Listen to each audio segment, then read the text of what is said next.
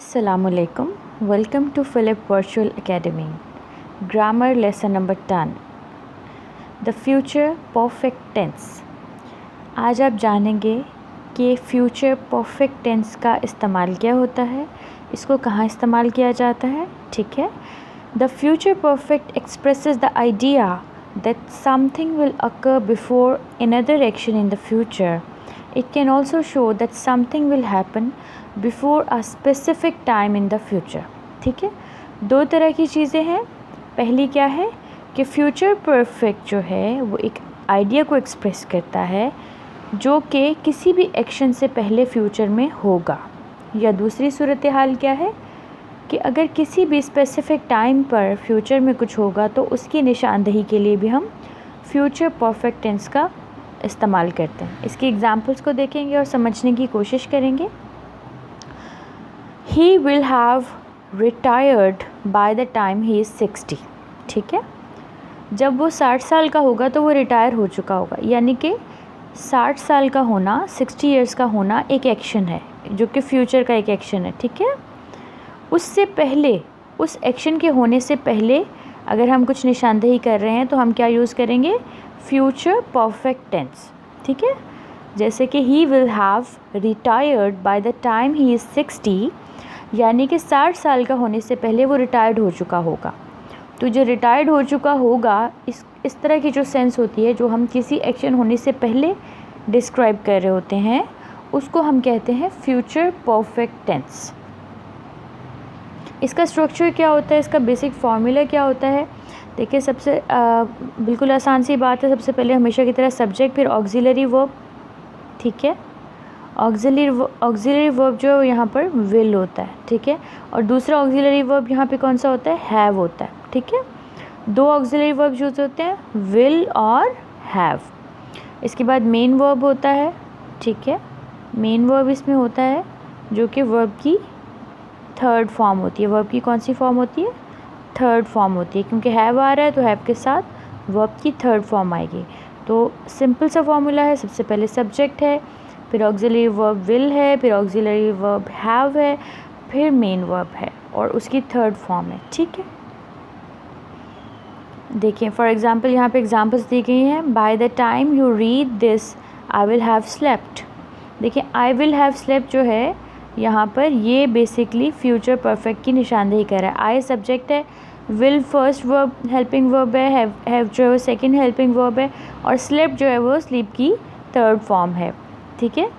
इसमें क्या जुमले में कहा जा रहा है? जब तक तुम ये पढ़ोगी तो मैं सो चुका हूँगा. यानी ये काम होने से पहले एक काम हो चुका होगा. प्रेडिक्शन है. I am not going to have finished this book before by 11 o'clock. ठीक है. 11 o'clock तक मैं ये बुक ख़त्म नहीं कर चुकी होंगी या नहीं कर सकूँगी. ठीक है. नहीं कर चुकी होंगी. तो हैव और फिनिश्ड आप देख सकते हैं इसमें लगा हुआ है. अच्छा, आप देखिए यहाँ पर इन दोनों सेंटेंसेस में एक डिफरेंस है. यहाँ पे इन्होंने काम किया है कि विल को I am not going to say represent कर लिया. तो आपको याद होगा जब आप लोगों ने फ्यूचर बिल्कुल सिंपल टेंस पढ़ा था तो उसमें आपने देखा था कि आई विल डू दिस या I am going to do this, ये दोनों जो हैं बिल्कुल सेम ऑलमोस्ट साउंड दे रहे होते हैं. विल भी इसके फ्यूचर के उसमें आता है और गोइंग टू भी उसमें. बस ये विल होता है, इसमें टाइम स्पेसिफाइड नहीं होता. गोइंग टू का ये होता है कि आपको पता होता है कि आप ये काम जल्दी करने लगे हैं और आप इसके लिए प्लान्ड हैं. ठीक है. The future perfect tense is used for an action which will be finish before a stated time. ठीक है.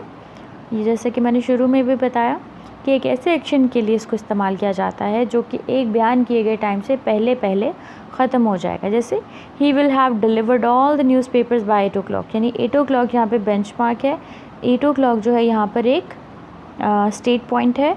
इस स्टेटेड पॉइंट से पहले वो ये काम कर चुका होगा, यानी न्यूज़पेपर्स को डिलीवर कर चुका होगा. तो इस केस में हम कौन सा फार्मूला लगा रहे हैं? फ्यूचर परफेक्ट का फार्मूला लगा रहे हैं. By the end of June I will have been studying at university for 4 hours. ठीक है. अब यहाँ पे आप देखें स्टेटेड टाइम कौन सा है, स्टैंडर्ड टाइम कौन सा दिया गया? बाय द एंड ऑफ जून.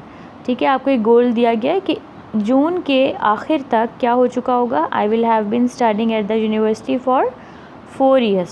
मैं इस यूनिवर्सिटी में 4 साल तक पढ़ चुका हूँगा. ठीक है। तो यानी कि आपको एक बेंचमार्क, एक स्टडी, एक स्पेसिफिक टाइम पता होना चाहिए जिससे पहले पहले जो है वो प्रिडिक्टेड काम हो जाए। Duration before something in the future, non continuous verbs. अगर हम नॉन कंटिन्यूस वर्ब्स की बात करें तो इसमें क्या होता है, uses of mixed verb. We use the future perfect to show that something will continue up till another action in the future continuous. आपको याद होगा, आपने इसको प्रेजेंट पास्ट परफेक्ट में भी पढ़ा था कि एक काम तब तक जारी रहे जब तक कि दूसरा काम शुरू ना हो जाए। जैसे कि आपने पास्ट परफेक्ट में एग्जांपल देखी थी कि we had used that car up till that was broken. ठीक है, हम तब तक वो कार इस्तेमाल करते रहे जब तक कि वो टूट ना गई। इसी तरीके से फ्यूचर परफेक्ट में भी होता है कि एक काम कंटिन्यू रहता है यहाँ तक कि दूसरा काम उस कंटिन्यूएशन को स्टॉप ना करते। जैसे यहाँ पर एग्जांपल अगर हम फ्यूचर परफेक्ट में देखें तो I will have been in London for 6 months by the time I leave. अब आप इस सेंटेंस में देखें, by the time I leave, by the time I leave एक बेंचमार्क है, जब तक कि मैं छोड़ ना दूँ, जब तक कि मैंने छोड़ ना दूँ मैं क्या करूँगा, लंदन में 6 महीने तक रहूँगा। तो bye the time I leave यानी कि जब लंदन छोड़ेंगे तो ये जो कंटिन्यूएशन है लंदन में रहने की 6 months तक, ये ऑटोमेटिकली ख़त्म हो जाएगी। अब आप यहाँ पे कहेंगे विल, यहाँ पर जो फॉर्मूला लगा हुआ है विल हैव बीन, तो आप कहेंगे इसमें कुछ एम्बिग्विटी है। तो ये जो बीन होता है ये थर्ड फॉर्म होती है वर्ब की। किस तरह से, इज़ की थर्ड फॉर्म है, इज़ फर्स्ट फॉर्म है, वॉज सेकंड फॉर्म है और बीन थर्ड फॉर्म है। ठीक है, तो इसका मतलब यहाँ रहना है। I will have been in London for 6 months by the time I leave. Hopefully ये कॉन्सेप्ट क्लियर है कि एक काम होता है तो पिछला काम जो कंटिन्यू था वो ख़त्म होता है। By Monday Susan is going to have had many my book for a week. ठीक है, मंडे जो है यहाँ पर एक बेंचमार्क है कि जब मंडे आएगा तो सुजान का जो एक्शन है मेरी बुक लेने का, मतलब वो शुरू हो जाएगा। ठीक है, वो कंटिन्यू हो जाएगा। Although the above use of future perfect is normally limited to non-continuous verbs and non-continuous uses of mixed verb, the word live, work, teach and study are sometimes used in this way even though they are not non-continuous। ये कुछ ऐसी exceptions हैं, ये आपने पहले भी past perfect में देखी थी कि रहना, काम करना, पढ़ाना, स्टडी करना, इनको थोड़ा exemptions में लिया जाता है।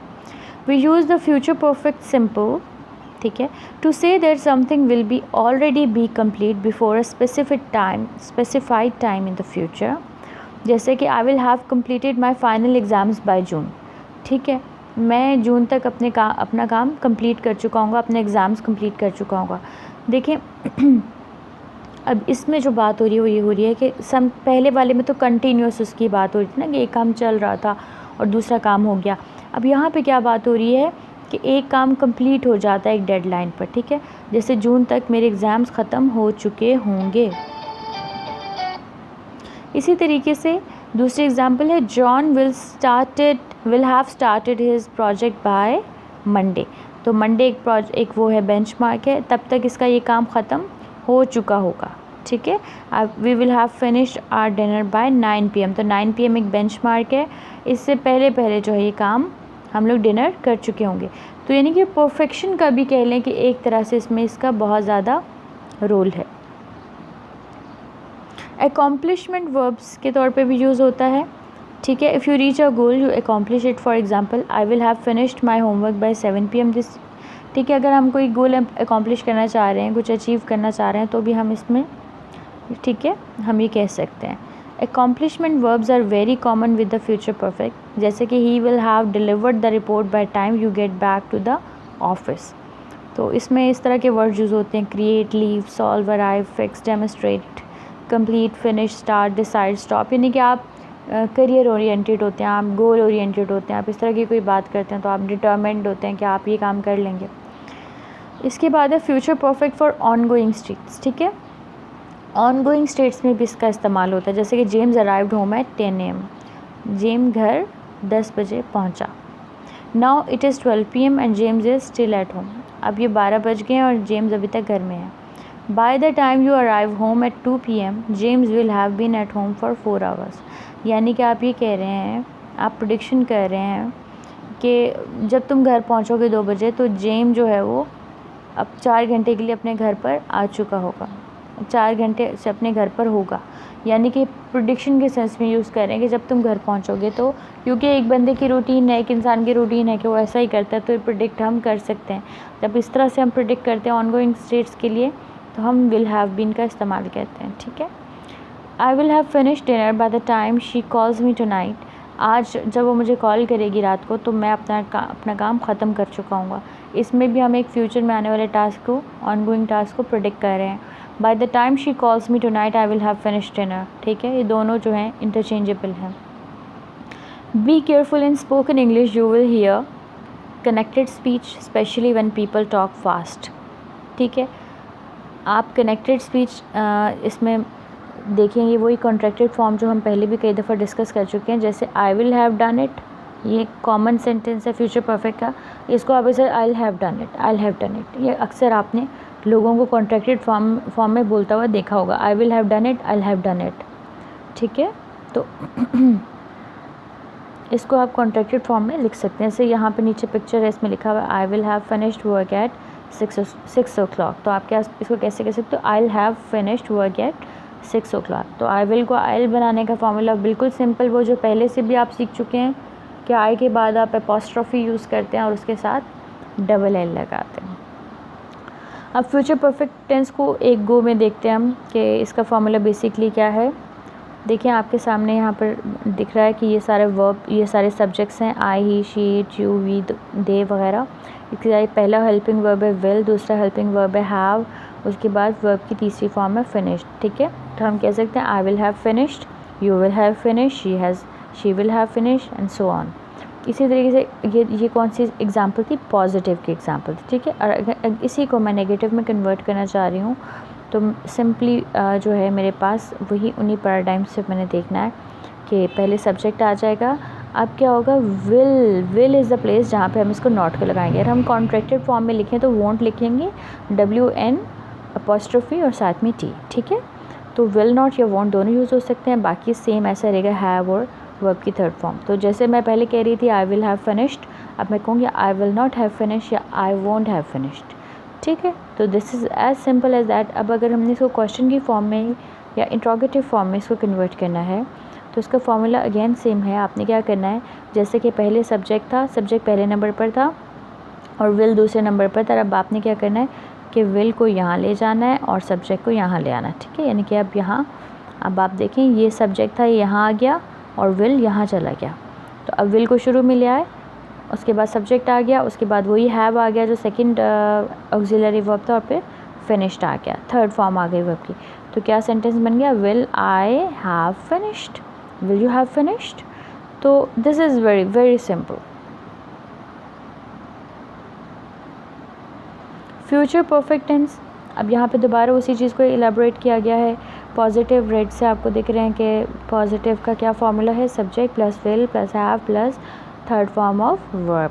I will have taken the exam, ये एग्जाम्पल है। ठीक है, इसी तरीके से subject plus will plus not plus have plus verb की थर्ड फॉर्म। ठीक है, तो इसको हम किस तरह से एग्जाम्पलीफाई करेंगे, I will have not taken the exam.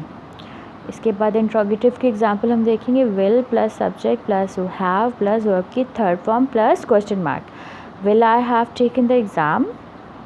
ठीक है, अब ये होपफुली आपको बिल्कुल अच्छे से क्लियर हो चुका है। इसका यूजेज क्या होता है, to express an action that will be completed before some stated time in the future.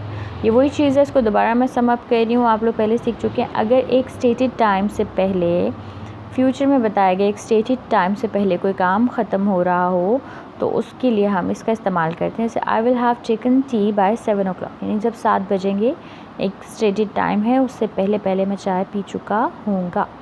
To show time expressions by then until.